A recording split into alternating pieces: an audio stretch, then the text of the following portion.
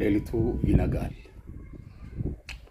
ሌሊቱ ይነጋል ያልኩበት ትልቁ ምክንያት ያዕቆብ ወደ አጎቱ ወደ ላባ ቤት እየሄደ ያለ በመንገድ ላይ መሻበት። ያዕቆብ የቤት ልጅ ነው፣ ረሃብ ያላየ ነው። በእናቱ ጉያ በአባቱ ረዳትነት በቤት ያደገ ልጅ ነው።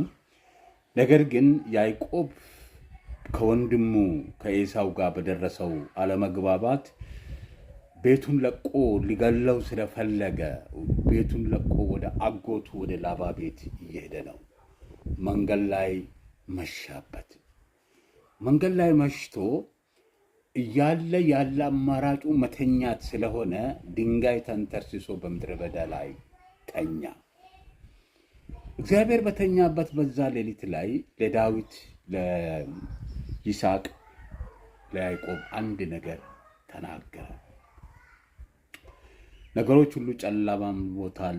ያ ሌሊት ለሱ ከእግዚአብሔር ጋር የመገናኛ ቀን ሆነ። ረዥም መሰላል ተተክሎ መላእክቶች ወደ ላይ ሲወጡ ሲወርዱ ይመለከት ነበር። ምክንያቱም የእግዚአብሔር መገኘት በዛ ስፍራ ነበር። ይህ ስፍራ እንዴት ያስፈራል! በዚህ ስፍራ እግዚአብሔር አለ፣ በዚህ ስፍራ እግዚአብሔር እጅ አለ አለ። መላእክቶች ሲወጡ ሲወርዱ አየ። ህልም አለመ። ያ ህልም ምንድነው የሆነው? እኔ በሰላም ወደዛ ስፍራ ቢሄድ ቢመለስ አንተ ከሰጣኝ ነገር ላይ ላንተ ሰጣለሁ ብሎ ያዕቆብ ተሳለ። ወገኖቼ የጨለመው ሌሊት፣ የከበደ ሌሊት፣ የድካም ሌሊት፣ የብቸኝነት ሌሊት ለካስ የእግዚአብሔር መገኛ ጊዜ ነው። ለካስ ቤቴል እየቀረበ ነው። ለካ የእግዚአብሔር መላእክት ከአባቱ ከእግዚአብሔር ጋር እያገናኘ ነው። ያዕቆብ የመጀመሪያ ስሬት የተሰራው በምድረ በዳ ነው፣ በጨለማ ውስጥ ነው፣ በማይነጋ ሌሊት ነው። ዛሬ ሌሊት የከበደባችሁ አላችሁ፣ ነገሮቻችሁ የደከማችሁ አላችሁ።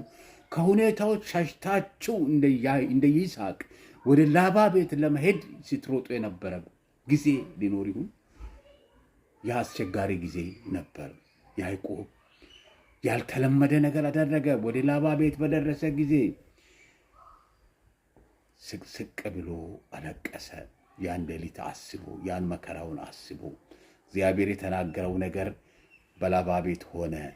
በድል በታላቅ ነገር በብዙ ሰራዊት እግዚአብሔር ያዕቆብን ባረከው፣ አሰፋው። ዛሬ የእናንተ ሌሊት ይነጋል። ዛሬ የእናንተ ሌሊት ለመልካም ነው። ዛሬ ያስጨነቃችሁ ነገር ለመልካም ነው። ያሳደዳችሁ ነገር ለመልካም ነው።